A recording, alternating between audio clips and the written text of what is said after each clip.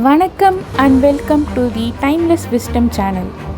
இன்றைக்கி நம்ம சுய ஒழுக்கத்தை கற்றுக் கொடுக்கும் 5 முக்கியமான ஸ்டாயிக் விதிகளை பற்றி பார்ப்போம். நம்பர் 1, கொடுத்த வாக்கை காப்பாற்றுறது.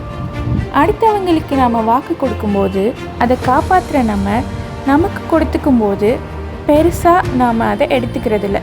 ஒரு எக்ஸாம்பிளுக்கு, ஆஃபீஸில் கிளைண்ட் கிட்ட சொன்ன நேரத்தில் வேலையை முடிச்சு கொடுக்க பசி தூக்கத்தை மறந்து வேலையை முடிச்சு கொடுக்குறோம்.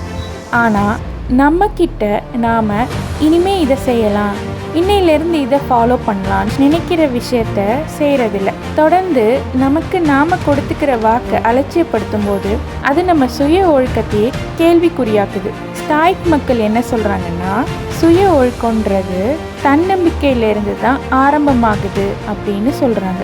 அதாவது, இன்னைக்கு நான் அரை மணி நேரம் உடற்பயிற்சி செய்ய போகிறேன்னு எனக்கு நான் சொல்லிக்கிட்டு அப்புறம் நேரம் கிடைக்கலன்னு உடற்பயிற்சியே செய்யாமல் விட்டுறது. இந்த மாதிரி சின்னதாக வாக்க மீறும்போது நமக்கே நம்ம மேலே இருக்கிற நம்பிக்கையை இழக்கிறோம். இதனால் நம்ம மனசு நம்மளை நம்பி பெரிய விஷயங்களை கமிட் பண்ணிக்கிறதில்ல. இந்த சுய ஒழுக்கத்தை நமக்குள்ளே கொண்டு வர்றதுக்கு நம்ம மேலே நமக்கு நம்பிக்கை வர மாதிரி நடந்துக்கணும். நாளையிலேருந்து நான் தினமும் 3 லிட்டர் தண்ணி குடிப்பேன், அறிவை வளர்த்துக்கிற மாதிரி தினமும் 2 பக்கமாவது படிப்பேன். இந்த மாதிரி சுலபமான எளிதில் அடையக்கூடிய இலக்கை வைக்கும்போது அதை நம்மளாலையும் அடைய முடியும். இது நல்ல பழக்கங்களை நமக்கு கொண்டு வர்றதோடு சேர்ந்து நம்ம மேலே நமக்கே ஒரு நம்பிக்கையை, அதாவது சொன்ன வார்த்தையை எப்படியாவது காப்பாற்றிடுவேன்ற நம்பிக்கையை விதைக்குது. நாளடைவில் இதுவே சுய ஒழுக்கத்தையும் கொண்டு வருது. நம்பர் 2, கம்ஃபர்ட் ஜோனை உடைச்சி வெளியே வர்றது. கம்ஃபர்ட் ஜோன் அப்படிங்கிறது எந்தவித சவால்களையோ கஷ்டங்களையோ பார்க்காம பத்திரமாக ஒரு கோட்டுக்குள்ளே வாழறது. இந்த கம்ஃபர்ட் ஜோன் நம்மளை ரொம்ப மென்மையாக பலவீனமாக மாற்றிடுது. இதனால் மற்றவங்க வாழ்க்கையில் சந்திக்கிற சவால்களை நம்மளால் எதிர்கொள்ள முடியாமல் போகுது. அது மட்டும் இல்லாமல் ஒரு சோதனை வந்தால் அதை எப்படி அணுகணும்னு கூட தெரியாமல் போயிடுது. அதனால் ஸ்டாயிக் மக்கள் கம்ஃபர்ட் ஜோனில் வாழக்கூடாதுன்னு சொல்கிறாங்க.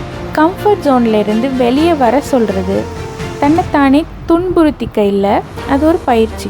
தினமும் காலையில் எழற நேரத்தை விட முன்னாடியே எழறது, கஷ்டமான உடற்பயிற்சி செய்கிறது, இல்லைனா தினமும் ஆஃபீஸ்க்கு போகிற வழி நம்ம மூளைக்கு நல்லா பழகின விஷயன்றதுனால வண்டியை எடுத்தால் ஆஃபீஸில் போய் தான் நிறுத்துவீங்க. ஒரு நாள் அந்த வழிக்கு பதிலாக வேறு ஒரு வழியை எடுத்தால் நம்ம மூளை கொஞ்சம் யோசித்து வேலை செஞ்சு ஆஃபீஸ்க்கு கூட்டிகிட்டு போகும். இதுக்கு பேர் தான் கம்ஃபர்ட் ஜோனை விட்டு வெளியே வர்றது. இப்படி புதுசாக ஒரு வழியில் சக்ஸஸ்ஃபுல்லாக போய் சேரும்போது நமக்கே நம்ம மேலே ஒரு செல்ஃப் கான்ஃபிடென்ஸ் வரும், ஒரு புத்துணர்ச்சி வரும்.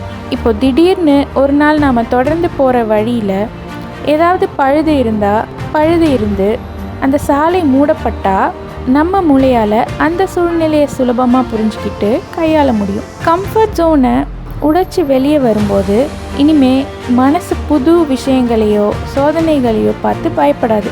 காலையில் செஞ்ச அந்த கஷ்டமான உடற்பயிற்சியும் நம்ம வாழ்க்கையோட ஒரு அங்கமாக மாறி எந்த ஒரு சோதனையும் நிரந்தரமானதில்லை, எல்லா சோதனையும் ஜெயிச்சிடலான்ற மன வலிமையை தருது. வாழ்க்கையில் ஒரு உண்மையான சவாலை சந்திக்கும் போது ஏற்கனவே நாம் எடுத்துக்கிட்ட பயிற்சி அதை எதிர்கொள்கிற நம்பிக்கையை மட்டும் இல்லாமல் அந்த நேரத்தை கடந்து செல்கிற வரைக்கும் மனசை சாந்தமாக வச்சுக்கவும் உதவுது. இந்த பயிற்சி நம்மளை சுய ஒழுக்கத்தை நோக்கி கொண்டு செல்லுது. நம்பர் 3, வீண் யோசனையை விட்டுட்டு செயலில் இறங்குறது. ஒரு நாள் காலையில் எழும்போது புத்துணர்ச்சியோட இந்த உலகத்தையே ஒரு கை பார்க்கலாம் அப்படின்னு ஒரு ஃபுல் மோட்டிவேஷனோட எழுந்திருப்போம். ஆனால் அடுத்த நாள் பெட்லேருந்தே எழுந்திருக்க பிடிக்காது. ஒவ்வொரு நாளும் நம்ம மூட், அதாவது மனநிலை ஒவ்வொரு மாதிரி இருக்கும். நல்ல மூடில் இருக்கும்போது தான் வேலையை செய்வேன் அப்படின்னு நினச்சிங்கன்னா அந்த நாள் நம்ம வாழ்க்கையில் வரவே வராது. இதனால தான் ஸ்டாயிக் மக்கள் அவங்களுக்கு இப்படி தான் வாழணும்னு ஒரு கொள்கையை வச்சுக்கிட்டாங்க.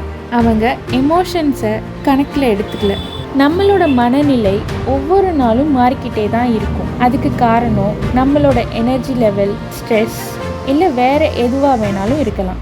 இதெல்லாம் டெம்ப்ரரி, அதாவது தண்ணியில் எழுதுகிற மாதிரி தான். அதனால் நம்ம மனசில் தினமும் ஒரு வேலையை, ஒரு எக்ஸாம்பிளுக்கு தினமும் உடற்பயிற்சி செய்யணும்னு நினச்சிக்கிட்டு காலையில் எந்திரிக்கவே முடியாமல் தூங்குறது நமக்கு எந்த பயனும் தராது.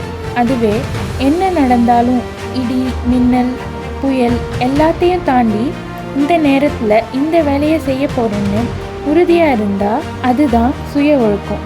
இதுதான் ஹேபிட்ஸை ஃபார்ம் பண்ண ஹெல்ப் பண்ணுது. ஒர்க் அவுட் பண்ணணும்னு முடிவெடுத்துட்டிங்கன்னா உங்களுக்கு பிடிக்குதோ இல்லையோ அதை நீங்கள் பண்ணணும்.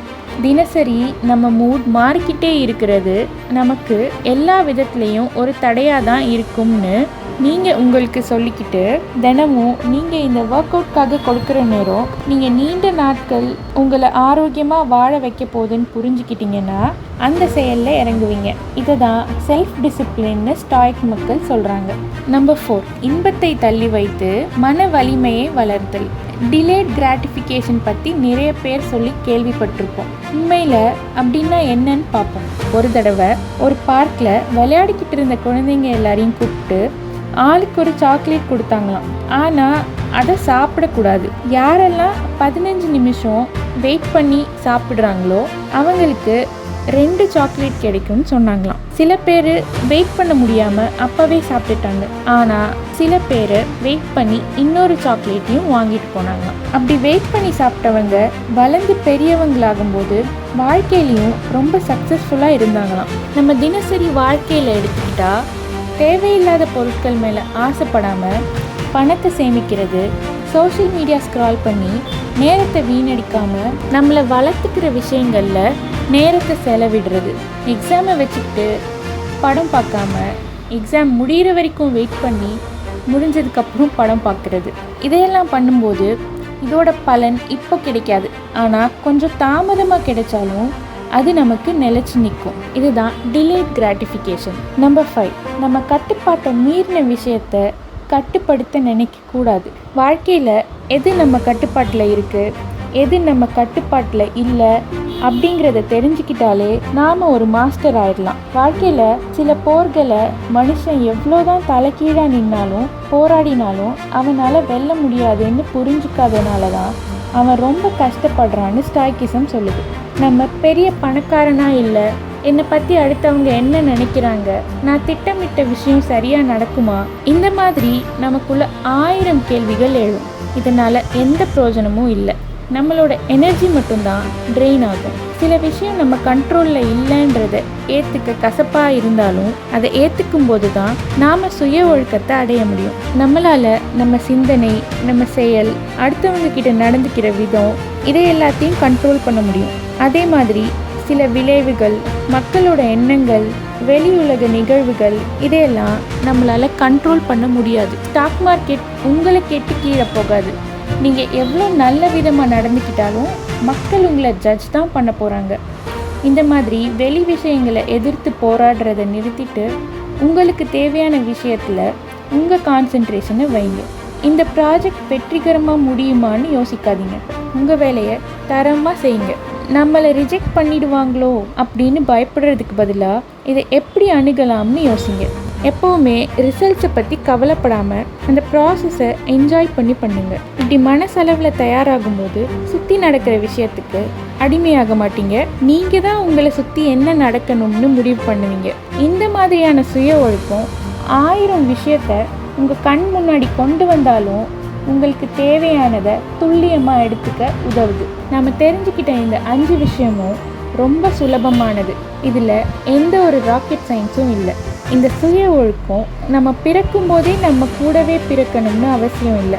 நம்மளால் எப்போ வேணும்னாலும் வளர்த்துக்க முடியும். இந்த 5 விஷயங்களில் தினமும் ஒன்றா எக்ஸிக்யூட் பண்ணி பாருங்கள். பர்ஃபெக்டாக பண்ணணும்னு இல்லை, ஆனால் விடாமல் ப்ராக்டிஸ் பண்ணும்போது செல்ஃப் டிசிப்ளின், அதாவது சுய ஒழுக்கத்தை அடைய முடியும். சரி, இந்த பதிவு கண்டிப்பாக உங்கள் வாழ்க்கையில் ஒரு மாற்றத்தை கொடுக்கும்னு நம்புகிறேன். இந்த 5 விஷயத்தில் உங்களுக்கு எது ஒர்க் அவுட் ஆகுது, எது ஒர்க் அவுட் ஆகலைன்னு கமெண்ட் பண்ணுங்கள். நீங்கள் நேசிக்கிறவங்களுக்கு இந்த வீடியோவை ஷேர் பண்ணுங்கள், லைக் பண்ணுங்கள். காலம் மாறலாம், ஆனால் ஞானம் நிலைத்திருக்கும். இதுதான் டைம்லெஸ் விஸ்டம். நன்றி.